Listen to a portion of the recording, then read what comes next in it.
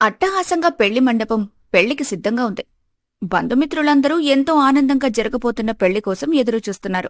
మంత్రాలు చదువుతున్న అయ్యగారు పెళ్లికొడుకుని పెళ్లికూతుర్ని పెళ్లిపీటల మీదకి రావాలని కంగారు పెడుతున్నాడు. తన గదిలోంచి పెళ్లికొడుకు ఉదయ్ బయటకొచ్చాడు.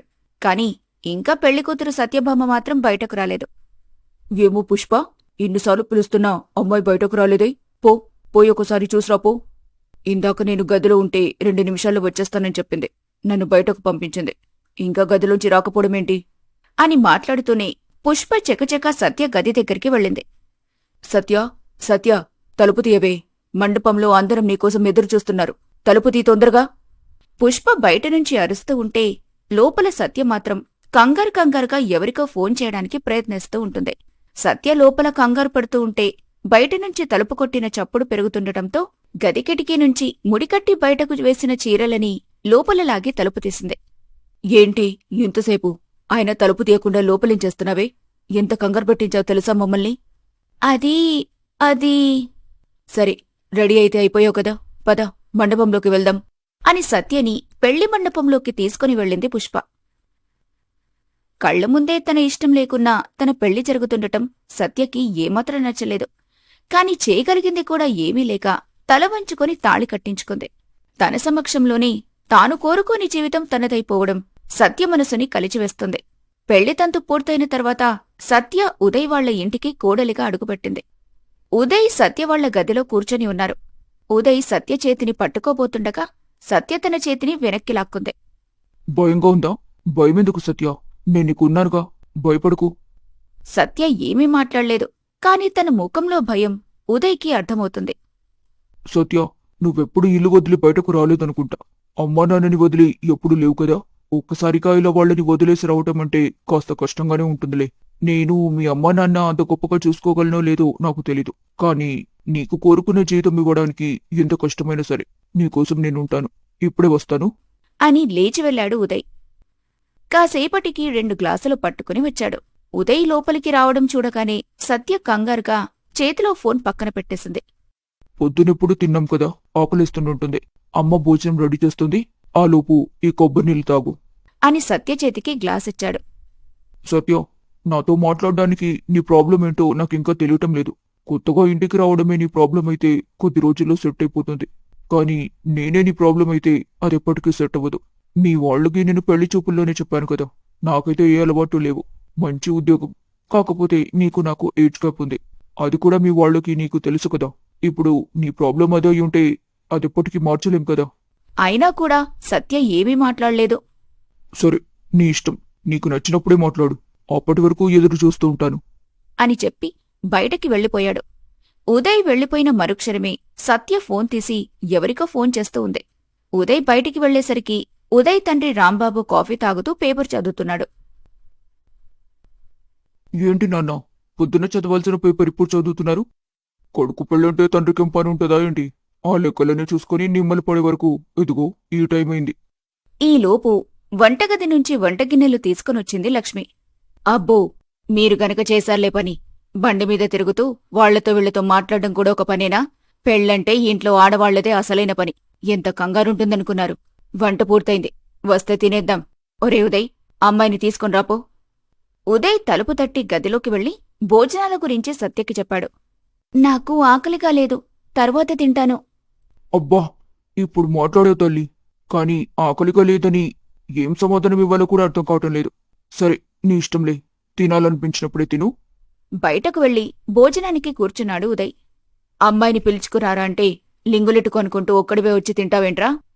తనకి ఆకలిగా లేదంటే తర్వాత తింటానంది. అయ్యో, పొద్దుననగా తిని ఆకలి లేకపోవడమేంట్రా? నేనెళ్ళి మాట్లాడొస్తానుండు. అమ్మా, ఇవ్వాలే కదా తనింటికొచ్చింది. కాస్త బెరుకుగా ఉంటుందిగా. తన్నల వదిలి 1-2 రోజుల్లో మామూలైపోతుంది. ఆ రోజు ఉదయ్ సత్యాన్ని మాట్లాడించడానికి ప్రయత్నించలేదు. తర్వాత రోజు నుంచి ఆఫీస్కి వెళ్లటం మొదలుపెట్టాడు. సత్య మాట్లాడడం కోసం ఎంత ఎదురు చూసినా రోజులు గడుస్తున్నాయి తప్ప ఏ ఉపయోగం లేకుండా పోయింది. ఉదయ్, పంతులుగారు ఫోన్ చేశారా? కార్యానికి ముహూర్తం ఉందని చెప్పారు. ఆయన చెప్పిన ముహూర్తంలో ఆ కార్యమేదో ముగించుకుంటే ఏడాది కల్లా మా చేతుల్లో ఏ పిల్లో పిల్లాడో ఉంటారు. అమ్మా, ఏంటమ్మా, పెళ్ళయ్యే వరకు పెళ్లి అని, తీరా పెళ్ళయ్యాక పిల్లలు అని ఎప్పుడు ఏదో ఒకటి జరుగుతూనే ఉండాలా? రే, ఒక్క నిమిషం ఆగు. నీకు అమ్మాయికి మధ్య ఏ ఇబ్బంది లేదు కదా? నిజం చెప్పు. మళ్ళీ ఒక కొత్త టాపిక్ ఎత్తావా? అమ్మా తల్లి, నువ్వు అనుమానపడ్డానికి ఏమీ లేదు. నీ ఇష్టం వచ్చినట్టు కాని, నాకేం ఇబ్బంది లేదు. కొడుకు మాటలతో లక్ష్మికి అనుమానం కలిగింది. వెంటనే భర్త దగ్గరికి వెళ్ళింది. ఏవండి, మీకు సత్య ఉదయ్ మధ్య ఏదైనా తేడా కనిపిస్తుందా? ఏమైనా జరుగుంటుందా, లేక నేనే అనుమానపడుతున్నానా? నా అనుమానం నిజమే అని నేను నమ్ముతున్నాను. ఎందుకంటే అమ్మాయి ఇంటికొచ్చినప్పటినుంచి ఎవ్వరితో మాట్లాడింది లేదు, పలకరింపు లేదు. నేనేదైనా మాట్లాడితే సమాధానం చెప్పడమే తప్ప తనంతట తానుగా వచ్చి మాట్లాడింది లేదు. ఇంకా ఉదయ్తో మాట్లాడినప్పుడు నేనింతవరకైతే చూడలేదు. లక్ష్మి, అన్నిటికీ అనుమానాలు పనికిరావు. సత్య ఎవరితో మాట్లాడింది లేదు, అది నేను కూడా గమనించాను. కాని దాంతో వాళ్ళిద్దరి మధ్య సఖ్యత లేదని అనుమానపడటం తొందరపాటవుతుందేమో చూడు. అమ్మాయి ఇంటికి కొత్త కదా, కాస్త బెరుకు భయం సహజం. మన పెళ్ళయ్యాక నువ్వు ఇంటికొచ్చినప్పుడు ఇన్నాళ్ళకి మాట్లాడేవు నాతో, గుర్తుందా? చూద్దాం ఆ దేవుడు ఎలా రాశాడు, ఏం చేయబోతున్నాడు అని. ఏమో అండి, అవ్వకవ్వక మనోడికి పెళ్ళైతే ఇలాంటివేదైనా జరిగితే వాడెలా తట్టుకుంటాడో అని భయమవుతుంది. నువ్వేం భయపడకు, వాడి జీవితాన్ని వాడు చూసుకోగలడు. మనం మధ్యలో దూరి పాడు చేయకపోతే చాలే. ఇవన్నీ పక్కన పెట్టి నేను బయటకు వెళ్ళాలి, కాస్త కాఫీ ఇస్తావా? లక్ష్మి వంటగదిలోకి వెళ్లి కాఫీ చేసే పనిలో పడింది. సాయంత్రానికి ఉదయ్ ఆఫీస్ నుంచి ఇంటికొచ్చేసరికి ఇంట్లో పంతులు వాళ్ళమ్మా నాన్నతో మాట్లాడుతున్నాడు. ఉదయ్ రావటం చూసి పంతులు ఉదయ్ని పక్కన కూర్చోబెట్టుకుని కార్యముహూర్తం గురించి చెప్పాడు. సరే పంతులు గారు, నేను చూసుకుంటాను. ఇప్పుడే ఆఫీస్ నుంచి వచ్చారు, కాస్త కాళ్ళు కడుక్కొని వస్తాను అని చెప్పి అక్కడ్నుంచి గదిలోకి వెళ్లాడు. వెళ్లి సత్య దగ్గర కూర్చుని, సత్య, పెళ్ళై వారం రోజులవుతుంది. ఇంకా నీ మౌనానికి అర్థం తెలియటం లేదు. దాన్ని కనుక్కోవడానికి నా తెలివి సరిపోదు. నువ్వు మౌనం వీడి చెప్తేనే నాకు అర్థమవుతుంది కదా. నేను మాట్లాడమని నిన్ను ఇబ్బంది పెట్టలేను, కానీ జరగాల్సిన కార్యాలు జరగకుండా అమ్మ వాళ్ళని ఆపి వాళ్ళని కూడా ఇబ్బంది పెట్టలేం కదా. నువ్వే కొంచెం అర్థం చేసుకుంటే మంచిదే. పంతులొచ్చి మన కార్యానికి ముహూర్తం పెట్టాడు. నీ సమస్య ఏంటో తెలుసుకోకుండా నేను నిన్ను ముట్టుకోలేను. ఇప్పటికైనా నువ్వు నోరు విప్పితే నేనేదో ఒకటి చేస్తాను. నువ్వు ఆలోచించుకుని ఏదో ఒకటి చెప్పు ప్లీజ్. చాలాసేపు ఎదురు చూసినప్పటికీ సత్య దగ్గర్నుంచి ఏ సమాధానం రాకపోవడంతో ఉదయ్ పంతుల దగ్గరికి వెళ్లాడు. పంతులు గారు, మీరు చెప్పిన ముహూర్తానికి సత్య ఒంట్లో బాగుట్లేదంట. వేరే ముహూర్తం తర్వాత చూద్దాం, ఏమంటారు? వాళ్ళ పరిస్థితి కూడా మనం అర్థం చేసుకోవాలి కదా. అలాగే అన్నట్టుగా తల ఊపి వెళ్లిపోయాడు పంతులు. ఉదయ్, నిజంగానే ఒంట్లో బాగోలేదా, లేక మీ ఇద్దరి మధ్య బాగోలేదా? తన ప్రవర్తన, నీ మాటలు కొంచెం అనుమానం కలిగించేలా ఉన్నాయిరా. అదేం లేదమ్మా, రేపటి నుంచి 3 రోజులు నేను ఆఫీస్ ట్రిప్కి వెళ్తున్నాను. తర్వాత ఏదైనా మాట్లాడుకుందాం. ఉన్నబొళంగా ఆఫీస్ ట్రిప్ ఏంట్రా? అయినా కొత్తగా పెళ్లిన భార్యని ఇంట్లో పెట్టుకుని ట్రిప్ ఏంటి? నువ్వా ట్రిప్కి వెళ్లడానికి వీల్లేదు. నీ పొంతలు తర్వాతమ్మా. ఈ ట్రిప్ నా కెరీర్కి చాలా ముఖ్యం. వీలైతే తనని కూడా తీసుకుని వెళ్తాను, నువ్వు కంగారు పడకు.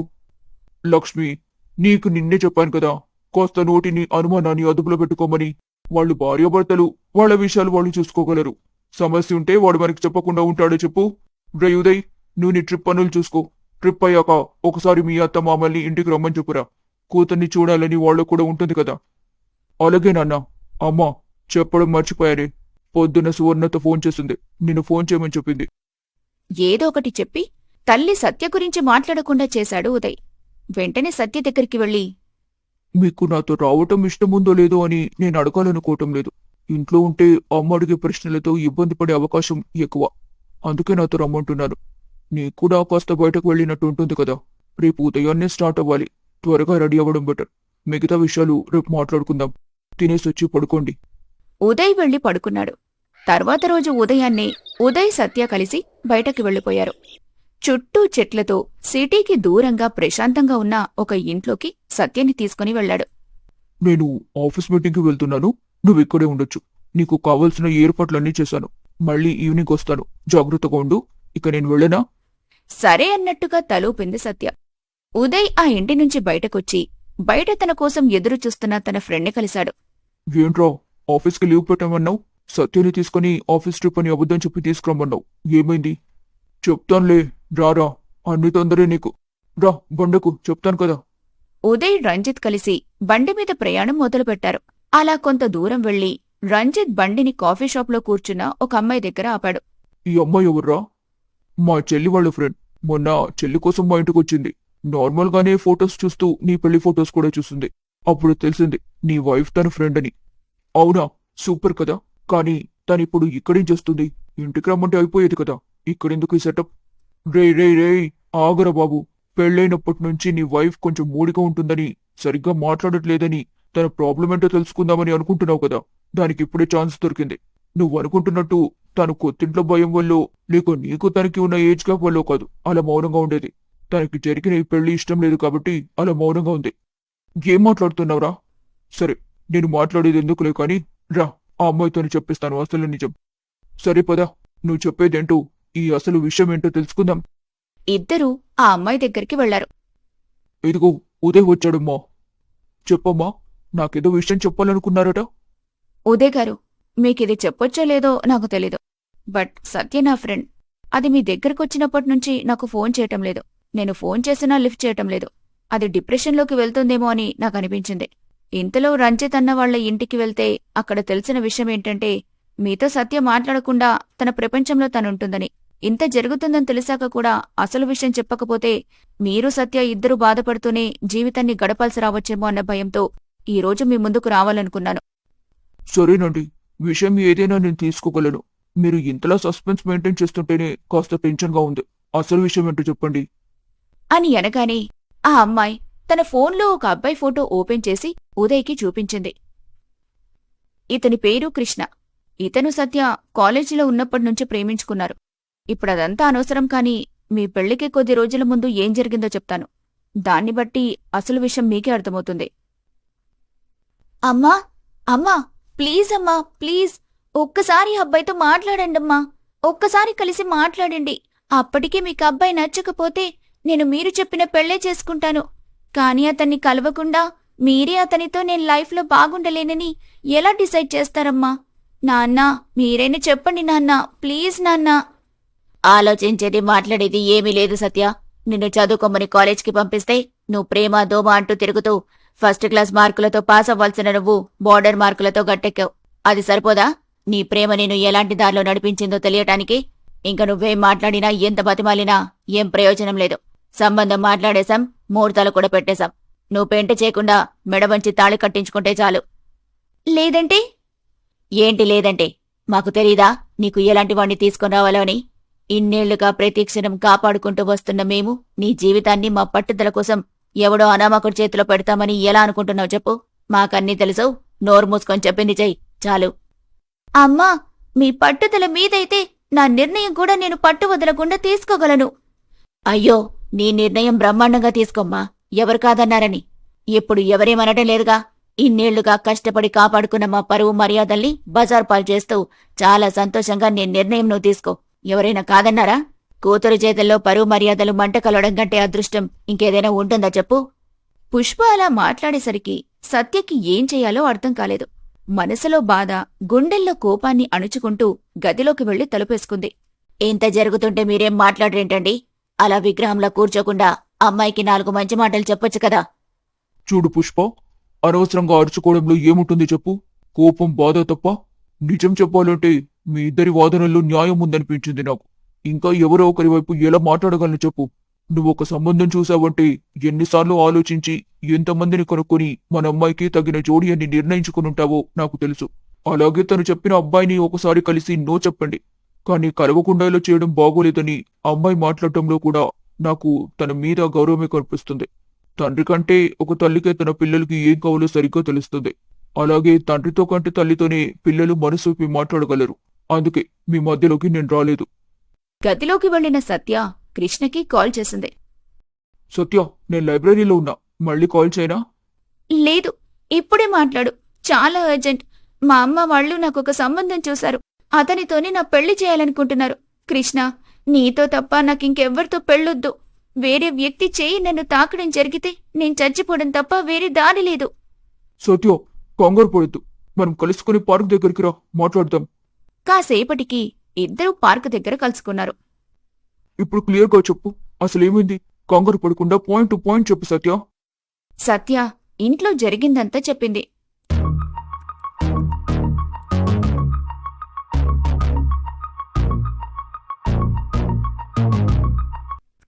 నేను ఇంట్లో ఎంత బతిమాలినా వాళ్లు కనీసం నీతో మాట్లాడ్డానికి కూడా సిద్ధంగా లేరు.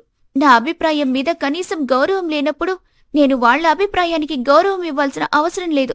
వాళ్ళు చెప్పే పరువు మర్యాదలు వాళ్ళకెలా ముఖ్యమో నా జీవితం కూడా నాకు అంతే ముఖ్యం కదా. సో నేను డిసైడ్ అయ్యా, మనిద్దరం పెళ్లి చేసుకుందాం కృష్ణ, ఇప్పుడే. సత్య, కంగారు పడొద్దని చెప్తూనే ఉన్నా నీకు. ఇప్పుడు మీ ఇంట్లో వాళ్ళు నీకు ఏ రెస్ట్రిక్షన్ పెట్టలేరు కదా. పెళ్లి కూడా దగ్గరలో లేదు కదా. మన పేషెన్స్ ని చూపిద్దాం. పెళ్లి టైం వరకు కూడా వాళ్ళు వాళ్ళ పట్టుదల మీద ఉంటే నువ్వన్నట్టు చేద్దాం. కృష్ణ, ఇప్పటి వరకు ఒకలా మాట్లాడావు, ఇప్పుడు పెళ్లి అనగానే ఇంకోలా మాట్లాడుతున్నావు. కొంప తీసి తప్పించుకోవాలని చూస్తున్నావా? పిక్చర్ నీకేమైనా? నేనెందుకు అలా చేస్తాను? నువ్వు టెన్షన్లో ఏదేదో ఆలోచిస్తున్నావు. పద, నీకిష్టమైన ఐస్ క్రీమ్ తినిపిస్తాను. టాపిక్ డైవర్ట్ చేయడం చాలా ఈజీ కృష్ణ, కాని బాధని డైవర్ట్ చేయడం ఎవరి వల్ల కాదు. సొల్యూషన్ దొరికితే తప్ప. నిన్ను నమ్మాలా వద్దా అని అనుమానం వచ్చేలా బిహేవ్ చేస్తున్నావు. నిజంగా నేనంటే ఇష్టం లేదంటే అది కూడా చెప్పే.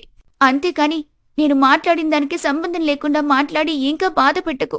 నీకు పెళ్లి చేసుకోవాలన్న ఉద్దేశం ఉంటే నాకు తిరిగి కాల్ చేయి, లేదంటే ప్రేమలో మోసపోయానని అనుకుంటాను అని చెప్పి వెనుతిరిగి కూడా చూడకుండా వెళ్లిపోయింది సత్య. తరువాత కృష్ణ నుంచి కాల్స్ వచ్చినా కూడా పెళ్లి గురించి మాట్లాడకుండా సత్య కన్విన్స్ చేయటానికి మాట్లాడుతూ ఉండటం సత్యకి నచ్చలేదు. అప్పటినుంచి కృష్ణ కాల్స్ అటెంప్ట్ చేయటం కూడా మానేసింది. చూస్తుండగానే పెళ్లి కూడా దగ్గర పడింది. పెళ్లి కూతుర్ని తయారు చేసి పెళ్లి దగ్గరికి తీసుకుని వచ్చారు. ఉదయ్ గారు, పెళ్లిలో కలిసినప్పుడు సత్య నాకు ఇదంతా చెప్పింది. నేను తనకి ఎంతో నచ్చజెప్పాలని చూశాను. కానీ తను పెళ్లి చేసుకోవడం కాదు కదా, ఈ ప్రపంచంలోనే ఉండాలనుకోలేదు. తనకి ఎలా సర్ది చెప్పాలో అర్థం కాలేదు. బతికుంటే చాలు అనుకుని తనని కృష్ణ దగ్గరికి వెళ్లిపోమ్మని చెప్పాను. కృష్ణకి ఫోన్ ఎంత ట్రై చేసినా కలవలేదు. చివరిగా వాళ్ల ఫ్రెండ్కి ఫోన్ చేసి కనుక్కుంటే ఎవ్వరికీ చెప్పకుండా ఎక్కడికో వెళ్లాడని చెప్పాడు. అదే సమయంలో సత్య వాళ్లమ్మ పెళ్లి మండపానికి రమ్మని తలుపు కొడుతూ ఉండటంతో సత్య తలుపు తీసింది. తరువాత మండపానికి రావడం, మీ భార్య అవ్వడం, ఇంట్లో మీరు చూస్తున్న పరిస్థితుల్లో తనుండటం, ఇవన్నీ జరిగిపోయాయి. ఇంత జరిగితే ఎవరైనా ఎలా ఉంటారు? సత్యలాగానే ఉంటారు. ఇక్కడ తప్పు కూతురు ప్రేమించిన వాడితో మాట్లాడని తల్లిదండ్రులదో, లేక ఒకని ప్రేమించి ఇంకొకని పెళ్లి చేసుకున్న సత్యదో కాదు, పరిస్థితులదే. పరిస్థితులకి ఎలాంటి వాళ్లైనా తలుంచి తీరాల్సిందే. కానీ నేను ఆ పరిస్థితులని మార్చడానికి ప్రయత్నిస్తాను. బాధపడుతూ ప్రేమలేని ఒక అమ్మాయిని భార్యగా నా దగ్గరుంచుకోవడం కంటే తను కోరుకున్న జీవితాన్ని తనకిచ్చి ఒంటరిగా మిగిలిపోవటం మంచిదని నా అభిప్రాయం. డ్రై నీకెమైనా పిచ్చి పట్టిందా? ఏం మాట్లాడుతున్నావురా? అంటే ఇప్పుడు నువ్వు ఆ అమ్మాయి ప్రేమించిన వాడికి నీ భార్యను ఇస్తానని చెప్తున్నావా? అది ఊహించడానికి ఎంత దరిద్రంగా ఉందో నీ మట్టి బుర్రకు అర్థమవుతుందా అసలు? నీ పిచ్చి ఆలోచనతో ఏదో ఒక పని చేసి నీ భార్యని నలుగురిలో నవ్వుల పాలు చేస్తావా? తాను ప్రేమించిన వాడి కోసం తల్లిదండ్రులు కూడా కాదనుకుని వెళ్ళిపోవడానికి సిద్ధపడిందిరా సత్య. అలాంటిది నా దగ్గర సంతోషంగా ఎలా ఉండగలదనుకుంటున్నావు నువ్వు? సంతోషంగా లేని వాళ్లతో కాపురం చేయడం అంటే చచ్చిన శవంతో సహజీవనం చేయడం లాగానే కదా. ఈ విషయంలో నా నిర్ణయం నేను తీసుకున్నా. మీరు నాకు హెల్ప్ చేస్తే చేయండి, లేదంటే వెళ్ళండి. అంతేకాని నా నిర్ణయాన్ని మార్చాలన్న ఆలోచన మాత్రం వృధా ప్రయాసి. ఒక్కసారి మీ అమ్మ నాన్న గురించైనా ఆలోచించవారా? పెళ్లైన కొన్నాళ్లకే కొడుకు పెళ్లం వేరే వాడితో వెళ్లిపోయిందంటే వాళ్ళ పరువేమైపోవాలి? పరువు ఏం చేస్తుందిరా పరువు? ఒక ముద్ద అన్నం పెడుతుందా? ఒక్క పూట సంతోషాన్నిస్తుందా? పైసాకి పనికిరాని పరువు కంటే మనిషి సంతోషమే నాకు ముఖ్యం. పరువుతో పాటే సంతోషం ఉంటుంది. అది అర్థం చేసుకుంటే మంచిదని నా అభిప్రాయం. నువ్వు ఏ నిర్ణయం తీసుకున్నా ఒంటరిగా వదలలేను కాబట్టి నేను నీతోనే ఉంటాను. కానీ కాస్త ఆలోచించుకొని ఏ నిర్ణయమైనా తీసుకో. రంజితిలా మాట్లాడుతుంటే పక్కనే ఉన్న అమ్మాయి ఫోన్ రింగ్ అయింది. ఇదేంటి, కృష్ణ వాళ్ళ ఫ్రెండ్ నాకు ఫోన్ చేస్తున్నాడు? హలో, చెప్పండి. అవునా, అలాగా, సరే చెప్తాను. మీ అడ్రస్ పంపిస్తారా? లేదండి, లేదు, మీ అడ్రస్ పంపించండి చాలు, నేను చూసుకుంటాను అని ఫోన్లో మాట్లాడి కట్ చేసింది. కృష్ణ వచ్చాడంట. వాళ్ళ ఫ్రెండ్ కాల్ చేశాడు. అడ్రస్ అడిగాను, పంపిస్తానన్నాడు. అడ్రస్ రాగానే నాకు పంపించండి. రే రంజిత్, పద వెళ్ళి కృష్ణతో మాట్లాడేసొద్దాం. రే, ఏం మాట్లాడతావురా? అస్సలు బాగోదురా ఉదయ్. ఒక్కసారి నా మాట వినరా. ప్లీజ్ నన్ను ఆపడానికి ట్రై చేయదు. మీకు అడ్రస్ రాగానే పంపించండి. మీ అభిప్రాయాలతో నాకు ఎలాంటి సంబంధం లేదు. నేను బయలుదేరుతున్నాను అని లేచి వెళ్లిపోయాడు ఉదయ్. ఉదయ్ సత్యని కృష్ణతో కలపాలనుకోవడం సరైన ఆలోచనలా మీకనిపించిందా? కృష్ణని కలవాలనుకోవడం వెనుక అసలు కారణం వేరే ఇంకేమైనా ఉందనుకుంటున్నారా? ఇప్పటివరకు జరిగిన దాంట్లో అసలు తప్పెవరిదని మీరనుకుంటున్నారు? కూతురు తన ప్రేమ గురించి చెప్తే పట్టించుకొని తల్లిదండ్రులదా? చదువు పేరుతో కాలేజీలో ప్రేమలు పండించిన సత్యదా? ప్రేమించిన తర్వాత పెళ్లి అనగానే ఎవ్వరికీ కనిపించకుండా వెళ్లిపోయిన కృష్ణదా? అసలు విషయాలేమి తెలుసుకోకుండా పెళ్లి చేసుకున్న ఉదయ్దా? దీంట్లో మీకు ఎవరి తప్పు కనిపిస్తుంది? అసలు ఈ వ్యవహారం ఎక్కడికి వెళ్తుందని మీరు అనుకుంటున్నారో మాకు కామెంట్స్ లో తెలియజేస్తారని కోరుకుంటున్నాను.